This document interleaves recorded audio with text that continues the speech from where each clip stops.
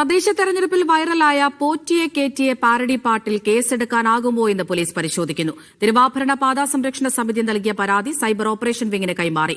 Parody ഗാനം വിശ്വാസത്തെ ഹനിക്കുന്നതാണെങ്കിൽ നടപടി വേണമെന്ന് LDF കൺവീനർ TP രാമകൃഷ്ണൻ പറഞ്ഞു. പോറ്റിയെ കേറ്റിയെ പാരഡി പാട്ടിൽ കേസെടുക്കുന്നതിൽ പ്രാഥമിക പരിശോധന തുടങ്ങി പോലീസ്.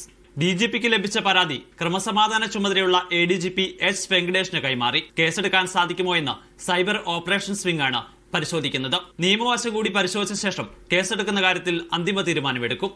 പാരഡിപ്പാട്ട് തിരഞ്ഞെടുപ്പിൽ തിരിച്ചടിയായിട്ടില്ലെന്നാണ് CPM നേതാക്കളുടെ പ്രതികരണം. എന്നാൽ വിശ്വാസത്തെ വ്രണപ്പെടുത്തിയിട്ടുണ്ടെങ്കിൽ നടപടി വേണം. ഞാൻ ആ പാട്ട് കേട്ടിട്ടില്ല. ഇനി ഒരു കാര്യം ചെയ്യാം, DGPക്ക് കൊടുത്തല്ലോ, DGP അത് പരിശോധിച്ച് നടപടി സ്വീകരിക്കട്ടെ. അത് ആക്ഷേപമാണോ, തെറി പറയുന്നതാണോ, അശ്ലീലാണോ എന്നൊന്നും എനിക്കറിഞ്ഞുകൂടാ. അറിയാത്തൊരു കാര്യത്തെക്കുറിച്ച്, കേൾക്കാത്തൊരു കാര്യത്തെക്കുറിച്ച് ഞാൻ അഭിപ്രായം പറയുന്നത് ശരിയല്ല. കോൺഗ്രസ് ഇമാതിരി കാര്യങ്ങൾ നോക്കിയാൽ നടക്കുക.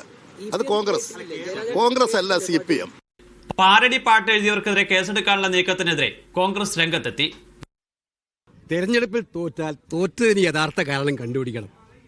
എന്തുകൊണ്ടാണ് തോറ്റത് അത് കണ്ടുപിടിക്കാതെ പല പാട്ട് എഴുതിയ കുട്ടികളെയൊക്കെ കണ്ടുപിടിച്ചിട്ട് കേസെടുക്കാൻ മെനക്കെട്ടാൽ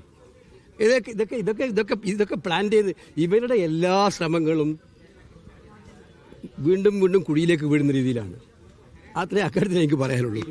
ഒരു പാട്ടിൻ്റെ കാര്യം കൊണ്ട്, ഒരു പാട്ട് കൊണ്ടാണ് ഇലക്ഷൻ ജയിക്കുന്നത്.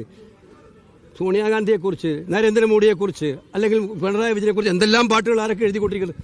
ഇതിനകത്ത് ഞാൻ പറഞ്ഞല്ലോ, ഇതിനകത്ത് ആ രീതിയിൽ അതിനെ കാണുന്നതിന് പകരം അത് വേറെ രീതിയിൽ കാണുന്നതിനാണ്, അതിലും വർഗീയത കാണുന്നതാണ് ഞാൻ മനസ്സിലാക്കുന്നത്.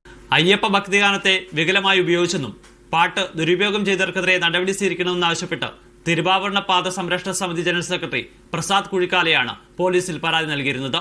പാട്ട് വിശ്വാസികളുടെ വികാരത്തെ വ്രണപ്പെടുത്തിയെന്നും പരാതിയിൽ ചൂണ്ടിക്കാണിച്ചിരുന്നു. മീഡിയ 1 തിരുവനന്തപുരം.